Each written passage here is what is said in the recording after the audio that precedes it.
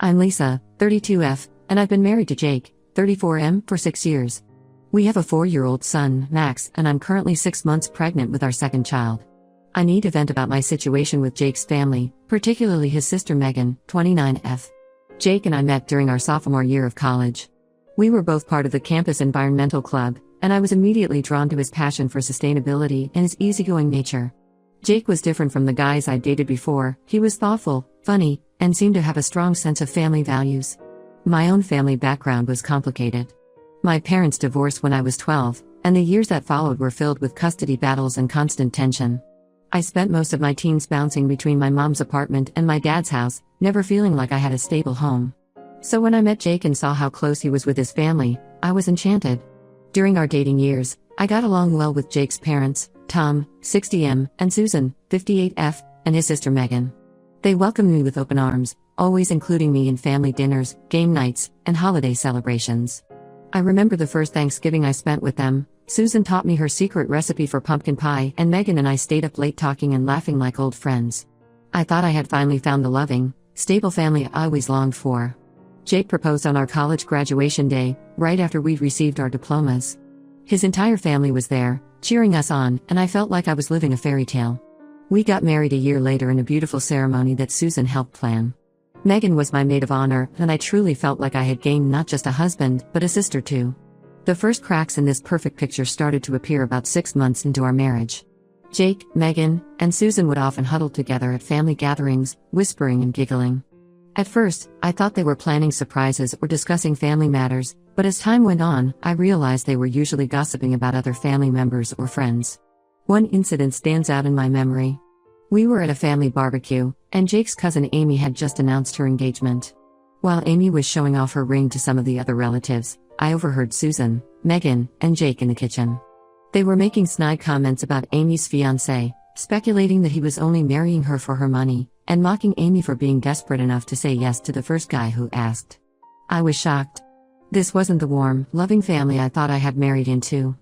When I tried to defend Amy, saying her fiancé seemed nice and that we should be happy for them, Megan rolled her eyes and said, "Oh Lisa, you're so naive.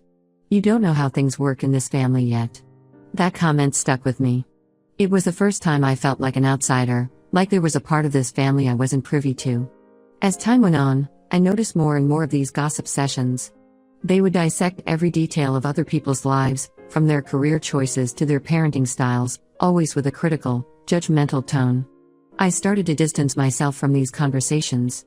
I'd make excuses to help with dishes or play with the kids at family gatherings, anything to avoid being drawn into their negativity. This seemed to bother Susan and Megan, who began making comments about me being too good for their family talks or not having a sense of humor. The situation worsened after Max was born.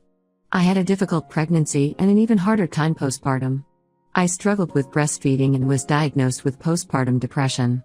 Instead of the support I desperately needed, I received criticism from Susan and Megan. They would make comments about my parenting choices, saying things like, "Oh, that's not how we do things in our family," or "Max would be happier if you just listened to us." When I decided to switch to formula after weeks of painful, unsuccessful breastfeeding attempts, Susan acted like I was poisoning my baby. She would bring over bottles of expressed breast milk from her friend whose daughter had recently given birth, insisting it was better for Max than that store-bought stuff. Jake, instead of standing up for me, would shrug it off and say, "That's just how they are, Lisa. Don't take it personally." But I did take it personally, especially when they started trying to undermine my relationship with Max. When Max was about 2, I overheard Megan telling him, "Mommy doesn't know best, but Auntie Megan does." She was trying to convince him to eat some candy I had previously said no to. I confronted her about it, and she laughed it off as a joke. Jake, once again, told me I was overreacting. This pattern continued as Max grew older. Susan and Megan would undermine my parenting decisions at every turn. If I said no to a toy, they'd buy it behind my back.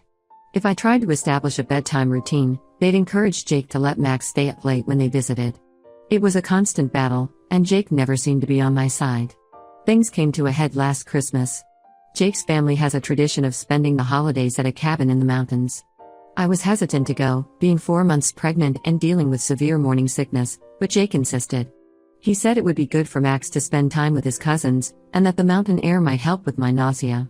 The week at the cabin was a nightmare. From the moment we arrived, Susan and Megan took over. They criticized my cooking, saying the meals I had pre-prepared weren't festive enough. They made comments about my appearance, suggesting that I wasn't dressing appropriately for a family vacation. They even complained about my lack of holiday spirit when I was too exhausted and nauseous to join in the late-night game sessions. They excluded me from family activities, saying I needed to rest because of the pregnancy, but then complained that I wasn't participating enough. I felt like I couldn't win if I rested. I was antisocial, but if I tried to join in, I was overdoing it. The breaking point came 3 days into the trip. I overheard Susan, Megan, and Jake planning to take Max sledding on a particularly steep hill that I had expressly forbidden due to safety concerns. When I confronted them, Megan rolled her eyes and said, "Stop being such a helicopter mom, Lisa. We know what's best for Max." I lost my temper. I told them they had no right to undermine my parenting decisions, that I was Max's mother and my rules needed to be respected. I pointed out how they had been constantly criticizing and belittling me, not just during this trip but for years. Jake, instead of backing me up, told me to calm down and stop ruining the holiday. He said I was being too sensitive and that his family was just trying to help. In that moment, I saw clearly how Jake would always choose his mother and sister over me. I was so upset that I packed up my things and Max's, called a cab, and left the cabin that night, despite the heavy snow. It was a long, cold ride back to the city, but I felt a sense of relief being away from the constant criticism and undermining. Jake didn't come after us. He stayed at the cabin with his family for 3 more days before returning home. When he did, he acted like nothing had happened and expected me to apologize for overreacting and ruining the family Christmas. I'm at a loss. I love Jake, and I know he can be a good father and partner when his family isn't around. But I can't stand the way his family treats me, and I'm furious at his lack of support. With another baby on the way, I'm worried about the future and how this toxic family dynamic will affect our children. I find myself thinking back to my own childhood, to the instability and conflict I experienced. I had promised myself that I would create a different environment for my own children, one filled with love and support. Instead, I feel like I'm subjecting them to a different kind of dysfunction. I've tried talking to Jake about this numerous times over the years. I've suggested family therapy, setting boundaries with his mother and sister, even moving to a different city to get some distance.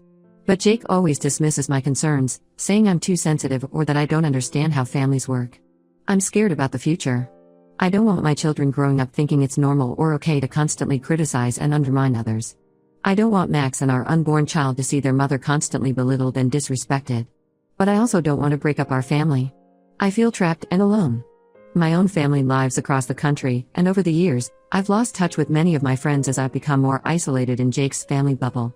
I don't know who to turn to or what to do. Am I overreacting? How do I handle this situation?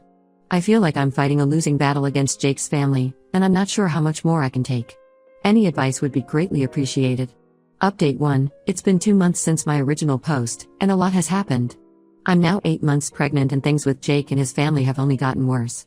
After the Christmas cabin fiasco, Jake and I had a long talk.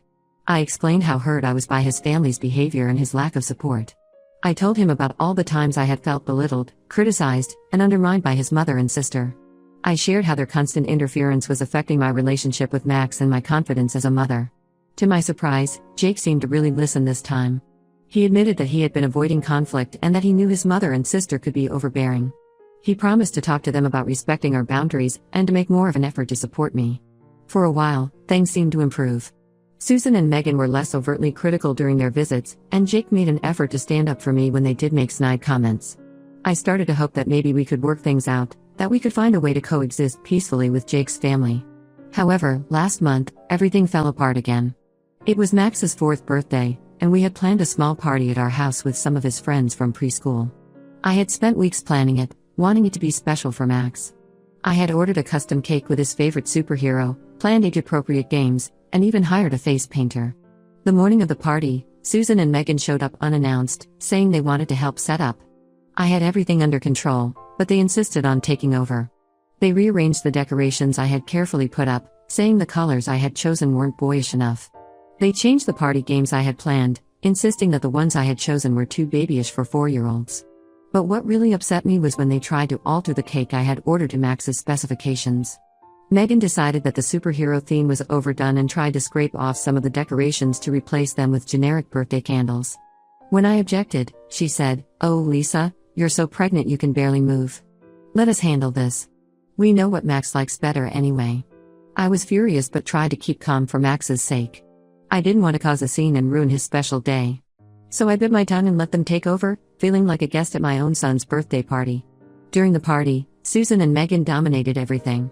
They led the games, served the food, and even opened some of Max's presents for him. I felt like a spectator, watching from the sidelines as they played the role of doting grandmother and aunt. What hurt the most was seeing how much Max seemed to enjoy their attention. He laughed at their jokes, eagerly participated in the games they organized, and kept running to show them his presents instead of me. I knew it wasn't his fault, he's just a child who loves his grandmother and aunt. But it felt like they were stealing these precious moments from me. The final straw came when it was time to sing happy birthday and cut the cake. As I was about to light the candles, Megan swooped in, took the lighter from my hand, and said loudly, "Let me do it, Lisa. We don't want you setting yourself on fire in your condition." I saw red. In front of all the guests, other parents and children from Max's preschool, I told Megan and Susan that they needed to leave immediately. I couldn't take it anymore. The constant undermining, the way they had taken over my son's birthday, the implication that I couldn't even light a candle for my own child, it was too much. They acted shocked and hurt, playing the victims. Susan started crying, saying she couldn't believe I would kick out Max's loving grandmother on his birthday. Megan accused me of being hormonal and unstable. Jake, who had been mostly absent during the party, chatting with some of the other dads, finally intervened, not to support me, but to tell me I was embarrassing the family. He pulled me aside and hissed that I was making a scene and needed to apologize to his mother and sister. I refused. For the first time, I stood my ground completely. I told Jake that if he didn't back me up, he could leave too. To my shock and hurt, he did. He left with Susan and Megan, leaving me to finish hosting the party alone. After the guests left, Jake and I had a huge fight. He accused me of overreacting and ruining Max's birthday. When I pointed out how his mother and sister had taken over and disrespected me in my own home, he dismissed my concerns, saying they were just trying to help. He couldn't seem to understand why I was so upset. The next day, I received a barrage of texts from Susan and Megan. They called me ungrateful, dramatic, and a bad mother. They even suggested that my pregnancy hormones were making me unstable and that Jake should be concerned about leaving Max alone with me. Jake saw the messages but said nothing to defend me. I've reached my breaking point. I told Jake that I need some space to think about our future. I've taken Max and gone to stay with my best friend, Sarah, for a while. Sarah has been my rock through all of this, offering a sympathetic ear and a safe place to stay. Jake has been calling and texting nonstop, alternating between apologies and accusations. One minute he's begging me to come home, saying he'll do anything to fix things. The next, he's telling me I'm tearing apart the family and hurting Max by keeping him away from his father and grandparents. I'm due to give birth in about a month, and I'm terrified about what's going to happen. I love Jake, but I don't know if I can continue in a marriage where I'm constantly disrespected and undermined, especially with 2 young children to consider. I'm considering my options, including marriage counseling, but I'm not sure Jake will agree to it. He still doesn't seem to understand the gravity of the situation. He thinks if I just let things go and stop being so sensitive, everything will be fine. But I can't go back to the way things were. I can't raise my children in an environment where their mother is constantly belittled and disrespected. I'm also worried about the legal implications if I decide to separate, especially with a newborn on the way. I've started researching my rights and options, but it's also overwhelming. The thought of a custody battle terrifies me, especially given how close Jake is with his family. I'm afraid they'll try to paint me as an unstable, hormonal mother who's unfit to care for her children. Max has been asking when we're going home, and it breaks my heart. He misses his dad and his room and his toys. I'm trying to keep things as normal as possible for him, but I know he senses that something is wrong. I'm worried about the long-term effects this situation might have on him. As for the pregnancy, the stress of all this has been taking its toll. My blood pressure has been high at my last few checkups, and my doctor has warned me about the risks of preterm labor if I don't find ways to reduce my stress levels. But I don't know how to do that when my entire life feels like it's falling apart. I find myself lying awake at night, wondering how I got here. I think back to the early days of my relationship with Jake, how happy and in love we were, how welcomed I felt by his family. Was it all an illusion? Were the signs there from the beginning and I was too blinded by my desire for a loving family to see them? Has anyone been in a similar situation? How did you handle it? I feel so alone and scared about the future, but I know I need to do what's best for my children and myself. Any advice or words of support would be greatly appreciated. Update 2. It's been 3 weeks since my last update, and I'm now 38 weeks pregnant. The situation with Jake and his family has taken an unexpected turn. After staying with Sarah for a week, Jake finally agreed to meet and talk without his family present. We met at a neutral location, a quiet cafe near our house. I laid out all my grievances and made it clear that things couldn't continue as they were. To my surprise, Jake broke down. He admitted that he had always struggled to stand up to his mother and sister, and that he knew their behavior was wrong. He revealed that growing up, his father was often absent due to work, and his mother and sister formed a tight unit that he felt he needed to be a part of to receive love and attention. Jake shared stories from his childhood that helped me understand his behavior better. He told me about times when he tried to assert himself against his mother or sister, only to be met with guilt-tripping and emotional manipulation. He described feeling like he was constantly walking on eggshells, afraid of upsetting the delicate balance in his family. This revelation didn't excuse his behavior, but it did help me understand it better. Jake agreed to start couples therapy with me, and also to see a therapist individually to work on his issues with his family. He promised to set firm boundaries with Susan and Megan, and to prioritize our nuclear family over his extended family. I was cautiously optimistic, but still wary. We agreed that I would return home, but with the condition that Susan and Megan were not allowed to visit without my explicit permission. Jake also promised to run all communication with his family by me first, to ensure we were presenting a united front. For 2 weeks, things were better. Jake was attentive and supportive. He handled all communication with his family, politely but firmly declining their requests to visit or speak to Max on the phone. He even told them they wouldn't be allowed in the delivery room when I gave birth, something I had been worried about. I started to feel hopeful again. Maybe, with therapy and clear boundaries, we could make this work. I began to relax and focus on preparing for the baby's arrival. However, yesterday, everything changed again. I went into premature labor. It started with mild contractions in the morning, which I initially dismissed as Braxton Hicks. But by afternoon, they had intensified, and I realized this was the real thing. In the chaos and panic of getting to the hospital, Jake called his mother and sister without consulting me. By the time I realized what was happening, they were already in the delivery room, with Megan filming the birth despite my objections. The stress of their presence made my labor more difficult. I felt violated and betrayed. Every time I looked up, I saw Susan's anxious face or Megan's camera pointed at me. I wanted to scream at them to leave, but I was in too much pain to do more than shake my head. Jake, seeing my distress, finally asked them to leave, but the damage was done. They retreated to the waiting room, but knowing they were just outside made it hard for me to relax and focus on the birth. Our daughter, Emma, was born healthy despite being slightly premature. But what should have been one of the happiest moments of my life was tainted by Jake's betrayal and his family's intrusion. Now, I'm in the hospital, recovering and bonding with Emma. Jake is here, full of apologies and excuses. He says he panicked when I went into labor and reverted to old habits of leaning on his mother and sister. He swears it won't happen again, that he'll do better. But I don't know if I can believe him anymore.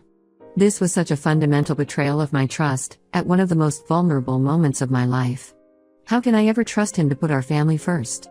Susan and Megan have been blowing up Jake's phone, demanding to see the baby. So far, he's kept them away, but I can see the strain it's putting on him. I'm worried that as soon as I'm discharged, he'll cave to their demands again. I'm at a crossroads. Part of me wants to believe that Jake can change, that we can work this out for the sake of our children. But another part of me feels like this was the last straw, that I'll never be able to trust him to put our family first. I know I need to focus on recovering and taking care of Emma right now, but I can't help but worry about what comes next. How do I protect my children from this toxic family dynamic?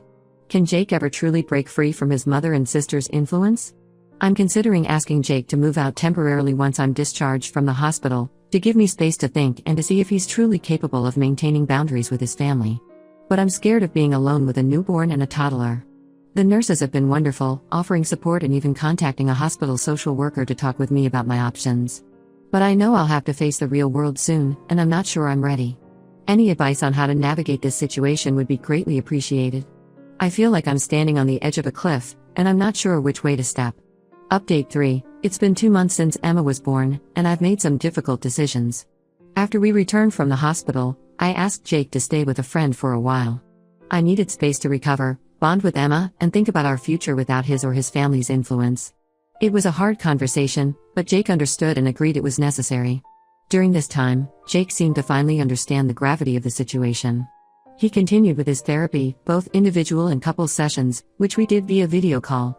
He maintained firm boundaries with Susan and Megan, only communicating with them minimally and never allowing them to visit. I focused on healing, both physically and emotionally. The postpartum period was challenging, especially with a newborn and a toddler to care for, but I found strength I didn't know I had. My friend Sarah was a godsend, coming over often to help with Max and bringing meals. Jake and I had several long, honest conversations during this time. We talked about our childhoods, our expectations for our marriage, and our hopes for our children's future. It was painful at times, but also cathartic. I felt like we were finally truly communicating. However, about 3 weeks ago, I discovered that Jake had been secretly meeting with Susan and Megan. A mutual friend saw them at a cafe and mentioned it to me, thinking I knew about it. Jake claimed he was trying to make them understand our perspective, to explain why we needed space and boundaries. But I felt betrayed once again. This discovery made me realize that despite his efforts, Jake might never be able to fully prioritize our family over his mother and sister. The pull of his childhood dynamics was too strong, the patterns too ingrained. After much soul-searching and several tearful conversations with Jake, I decided that for the sake of my mental health and my children's well-being, I needed to end our marriage. It was the hardest decision I've ever made, but I felt it was necessary. I consulted with a lawyer and filed for divorce last week. Jake was devastated but didn't fight it. I think on some level, he understands that he can't be the husband and father we need him to be while still maintaining his enmeshed relationship with his mother and sister. We're now in the process of working out custody arrangements. I'm pushing for full custody with supervised visitation for Jake, at least initially. My main concern is ensuring that Susan and Megan have limited access to Max and Emma. I don't want my children exposed to their toxic behavior or manipulative tactics. It's been a difficult journey, and I know there are more challenges ahead.